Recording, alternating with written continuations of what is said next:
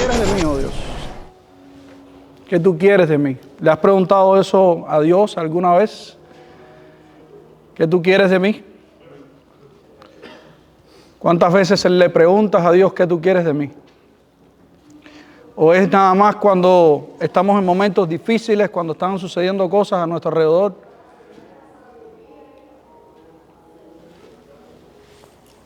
Y vinieron muchas cosas a mi mente para esta enseñanza. Y era precisamente la vida que nosotros llevábamos antiguamente, antes de conocer a Dios. Vidas completamente viviendo en la carne, apartados de Dios. No sentíamos temor de nada. Yo no sé tú, pero yo no sentía temor de nada. No había límites a todo aquello que yo quisiera hacer. Era lo que a mí me gustaba, lo que yo quería, y no me importaba los sentimientos de nadie ni de nada. Simplemente era saciar lo que yo estaba sintiendo en mi corazón. Y probablemente hayamos pasado todos por ahí.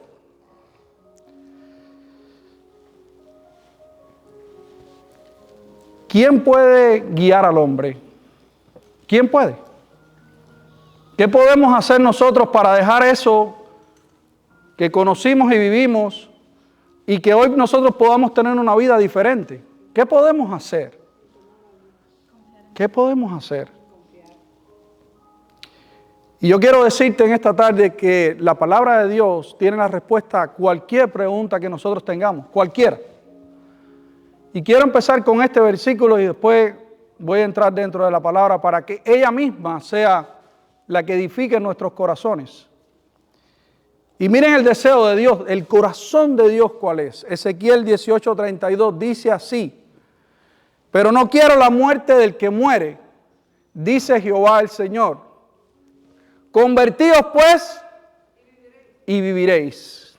Ese es el deseo de mi Dios, que nadie se pierda, que todos vengan al arrepentimiento y lo conozcan a Él y empiecen a vivir una vida como Él la diseñó, el camino que Él ha trazado y la verdad que Él ha dejado para ti y para mí. Miren lo que dice Mateo 9:13: id pues, aprended lo que significa misericordia quiero y no sacrificio, porque no he venido a llamar a justos, sino a pecadores, ¿a qué? Al arrepentimiento. ¿Cómo te sientes tú delante de Dios? ¿Cómo te sientes? ¿Te sientes como un pecador? ¿Cómo te sientes? Es la pregunta que te tienes que hacer. Porque si no te sientes como un pecador, definitivamente no vas a querer buscar a Dios. No lo vas a querer buscar. Te vas a sentir que eres buena persona. Y quiero decirte desde ahora que solamente hay uno bueno que se llama Jesús. Amén. Y es el único que tú necesitas. ¿Para qué? Para que te redarguya. ¿Qué cosa es redarguir? Ustedes se han preguntado qué es redarguir. Porque no podemos solamente estar mirando la Biblia y leyéndola como un libro más. La Biblia dice que es un libro vivo. Un libro que te habla a tu corazón y a mi corazón. Definitivamente que necesitamos encontrar argumentos sólidos que nos guíen a nosotros. ¿Y dónde están esos argumentos? En la palabra de Dios. La palabra de Dios revelada para cualquiera que quiera buscarla. Todos tenemos acceso a ella. El libro más vendido en el mundo entero es la Biblia. Y además de eso, el libro más rechazado y atacado en el mundo entero es la Biblia. ¡Qué coincidencia! Ya entiendo que Dios quiere que yo llegue al arrepentimiento. Dios me ama. Dios dio a su Hijo por ti y por mí. En la cruz, el sacrificio de Jesús nos dice a ti y a mí lo que Él nos ama y cuánto nos ama. Uno de los pasajes más tristes que yo he leído en la Biblia, y cada vez que lo leo toca mi corazón, es este que les voy a leer. Quiera Dios que toque tu corazón para que entiendas que el camino que has escogido, que es el camino de la verdad, es el mejor camino que puedes tener. Y que no te quedes ahí, es que simplemente y ocasionalmente tienes que hablarle a otros de quién es Jesús Y miren lo que dice este pasaje. Lucas 16, 20, 31. Había también un mendigo llamado Lázaro, que estaba echado a la puerta de aquel lleno de llagas, y ansiaba saciarse de las migajas que caían de la mesa del rico. Y aún los perros venían y le lamían las llagas. Aconteció que murió el mendigo. ¿Quién murió? El mendigo. ¿Y cómo se llamaba el mendigo? Lázaro. ¿Y ese Lázaro estaba lleno de qué? De llagas. Y ese Lázaro que tú y yo conocimos en nuestro país, ¿qué hicieron con él? Le hicieron un Dios santo. Ahí los dejo. Aconteció que murió el mendigo y fue llevado por los ángeles al seno de Abraham. ¿Qué significa seno de Abraham? Familia, yo quiero que ustedes estudien la Biblia, se metan dentro de la Biblia, porque todo tiene un significado. Todo tiene un significado y necesitan buscar los significados. Y no solamente el significado del hombre, tienen que ir al original. ¿Por qué? Porque todo nos va dando un mensaje. Y ahí en eso donde dice, ahí fíjense que yo siempre se los pongo para que entiendan un poquito mejor de qué se trata, de qué están hablando. Eso tiene dos significados. Uno es, el seno de Abraham es el término al paraíso, pero también en la parte de los hebreos significa nada más y nada menos que es en el pecho de Abraham. Es el mismo pasaje donde Juan se pone en el pecho de Jesús. Fíjense cómo todo va teniendo, ¿cómo se dice? Cómo va todo encadenándose. Y ahí que está diciendo, aconteció que murió el mendigo y fue llevado por los ángeles al seno de Abraham. El término en hebreo es que fue llevado ¿a dónde? Al paraíso. Y murió también el rico y fue sepultado. Y en el Hades, ¿qué es el Hades? El lugar de los muertos, el lugar de las almas, en los espíritus difuntos. Sigo. Y alzó sus ojos estando en tormentos y vio de lejos a Abraham y a Lázaro en su seno. Y aquí les voy a leer algunas noticas. La palabra griega del Nuevo Testamento que se utiliza para el infierno es Hades, que también se refiere al lugar de los muertos. La palabra griega es Genema, que se utiliza también en el Nuevo Testamento para el infierno y se deriva de la palabra hebrea Hinron. Otras escrituras en el Nuevo Testamento indican que el Seol, que también lo hemos leído dentro de la palabra de Dios, Hades, es un lugar temporal donde se guardan las almas de los incrédulos mientras esperan la resurrección final y sentencia en el juicio del gran trono. Quiero para que estén en contexto de lo que está pasando en ese pasaje. 24, entonces él dando voces dijo, Padre Abraham, ten misericordia de mí y envía a Lázaro para que moje la punta de su dedo en agua y refresque mi lengua, porque estoy atormentado en esta llama. Pero Abraham le dijo, hijo, por eso yo le digo que esto es tan triste. Acuérdate que recibiste tus bienes en tu vida y Lázaro también males, pero ahora estás consolado aquí y tú atormentado. Además de todo esto, hay una gran cima, es un gran abismo que está puesta entre nosotros y vosotros, de manera que los que quisieran pasar del infierno al paraíso, que quisieran pasar de aquí a ustedes, no pueden ni de allá para acá, ni de aquí para allá. ¿No está triste eso? ¿No está triste eso? Eso está muy triste. Las personas que desechan, las personas que no les interesa a Dios, tendrán un juicio final. Y mientras tanto van a estar siendo, ¿qué?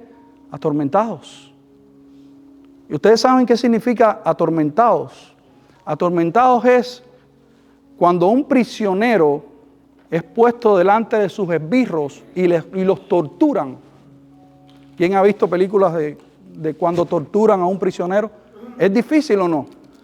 Eso es lo que significa tormenta. Es una persona que está siendo, atormentado, valga la redundancia. Está sintiendo dolor, no puede, desesperación en un lugar donde no puede salir, porque le infringen dolor. Y así es la película del infierno. y no pueden ni de aquí pasar para allá ni de allá para acá. Entonces les digo, te ruego pues, miren esto qué triste, te ruego pues, Padre, que le envíes a la casa de mi padre, porque tengo 5 hermanos para que les testifique a fin de que no vengan ellos también a este lugar de tormento. Y Abraham le dijo a Moisés y a los profetas tienen, y Abraham le dijo, a Moisés y a los profetas tienen, óiganlos. Entonces dijo, no, padre Abraham, pero si alguno fuere a ellos de entre los muertos se arrepentirán. Mas Abraham le dijo, si no oyen a Moisés y a los profetas, tampoco se persuadirán, aunque alguno se levantare de los muertos. Hay personas que escogen. Y hoy nosotros estamos escogiendo lo mejor de Dios, que es venir a escuchar su palabra. Es venir a entender que sí hay un camino que es para sus escogidos, para sus hijos. Aquellos que han entendido que son pecadores y que necesitan a Jesús. Un aplauso, Señor. Y miren lo hermoso de todo esto. ¿Entendimos ahora al principio que Dios no quiere que nadie se muera? Sino que nadie se pierda, perdón, sino que vengamos todos ¿a dónde? Al arrepentimiento, Señor. Pero miren este pasaje ahora que nos da esperanza a ti y a mí que estamos en este camino. Miren lo que dice Romanos 8:1. Ahora pues ninguna condenación, repite conmigo, no hay condenación para los que están en Cristo Jesús. A los que andan conforme, a los que no andan conforme a la carne, sino conforme al Espíritu. ¿Qué nos manda la Biblia? ¿A que estemos en dónde? ¿En la carne o en el Espíritu? En el Espíritu es lo que desea Dios. ¿Por qué? Romanos 8:2, porque la ley del Espíritu de vida en Cristo Jesús me ha librado de la ley del pecado y de la muerte. Sigo. ¿Qué quiere decir esto? Antiguamente estábamos en la ley del pecado, en la ley de la muerte, no nos importaba nada, demasiados egoístas, demasiados el yo, pero hoy entendemos que el Espíritu Santo mora en nosotros y nos redarguye, nos dice, hey, camina para aquí, hey, te está saliendo, regresa, hey, para acá, para acá, para acá, y ese es el proceso, y vamos a verlo hoy, ese es el proceso tuyo y mío.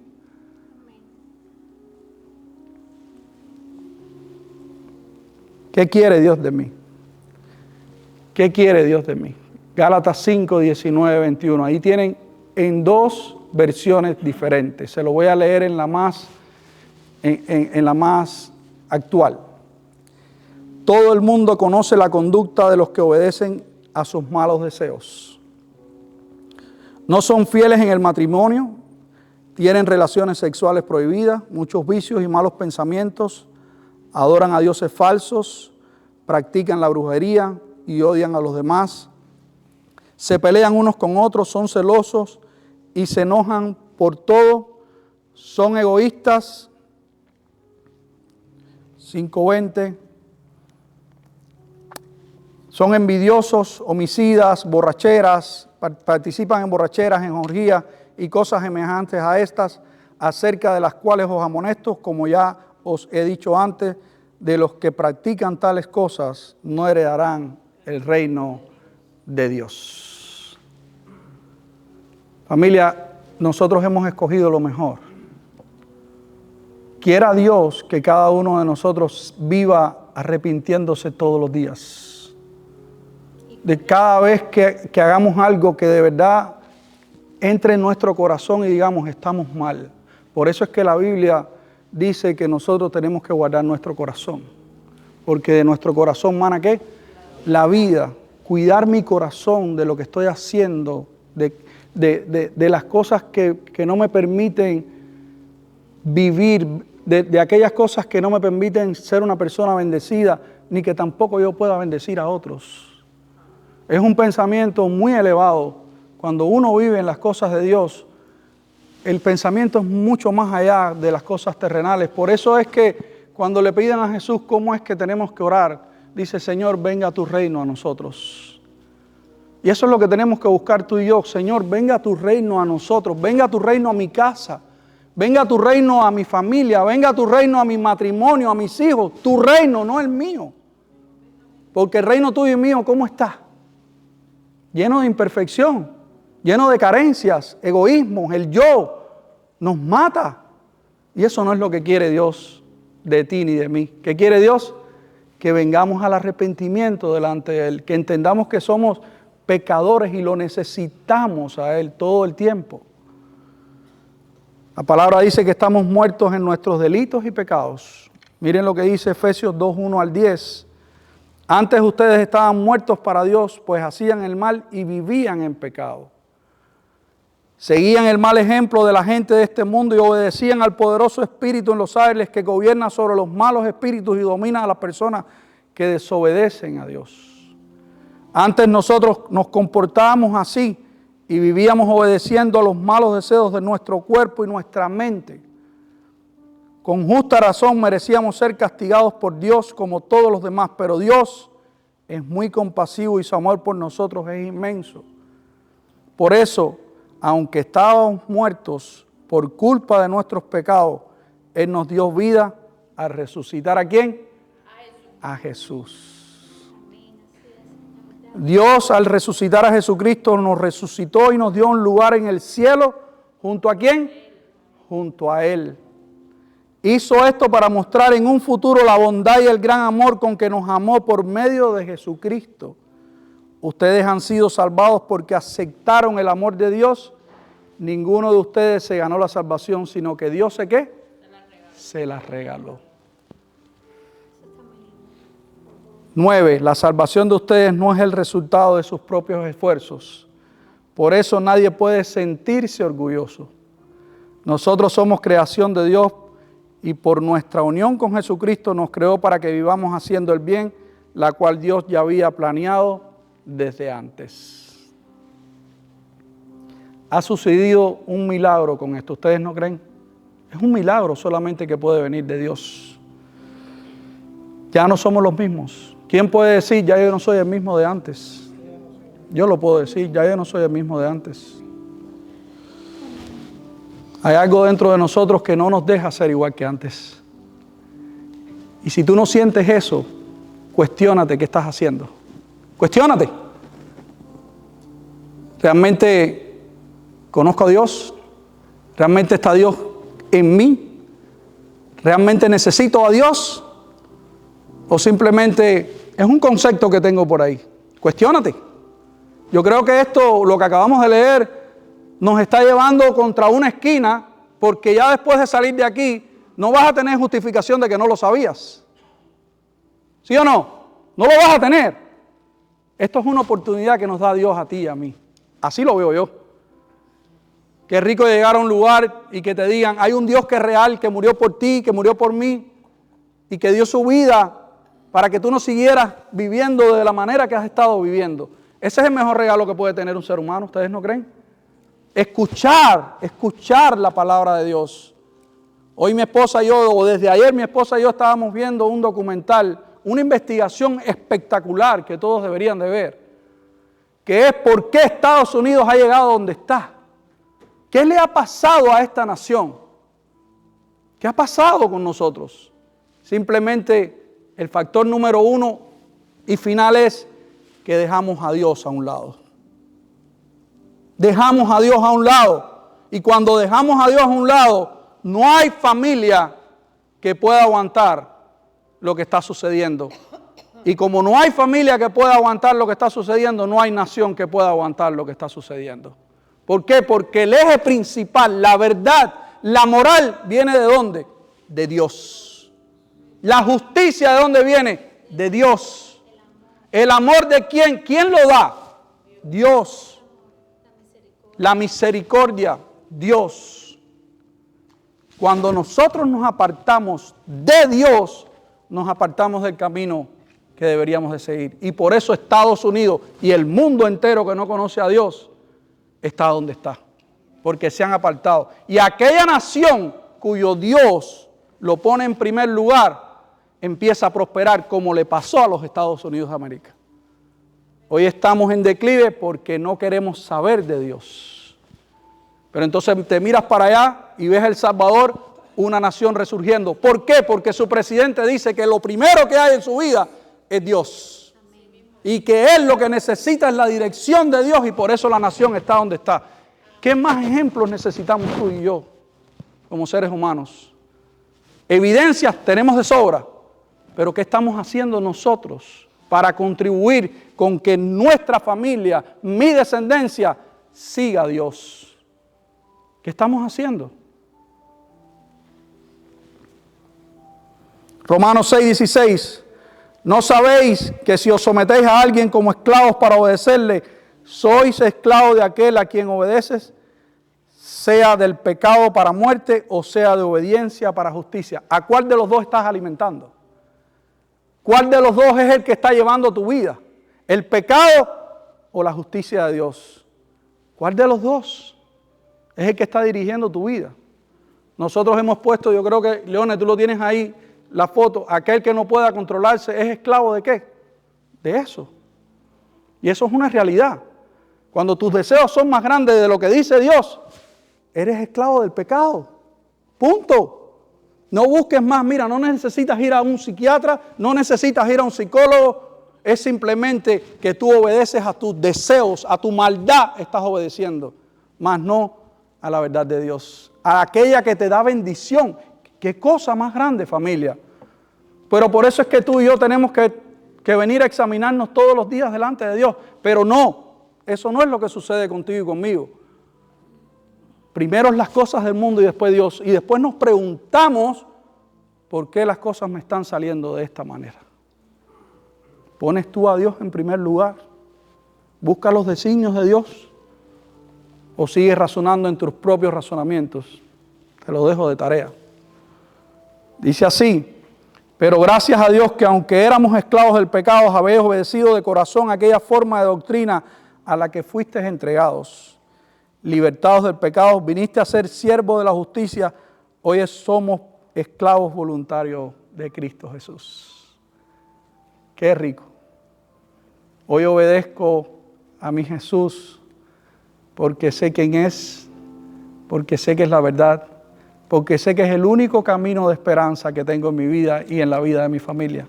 Jesús. Y lo obedezco no porque le tenga temor, sino por lo que representa Él para mí.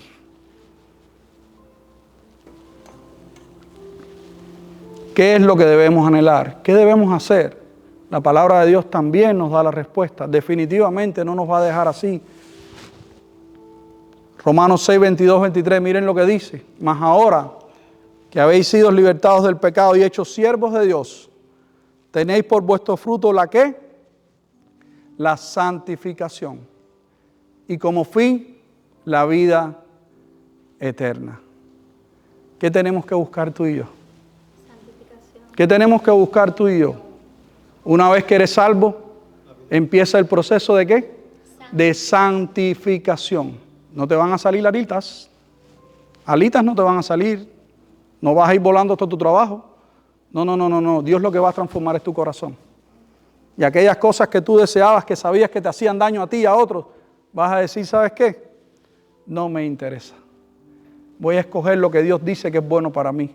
Voy a escoger lo que dice que Dios es bueno para mi matrimonio. Voy a escoger lo que dice Dios que es bueno para mis hijos. ¿Y hay un sacrificio? Claro que sí. Porque todo aquello que te gusta, todo aquello que te deleitabas, ahora lo vas a...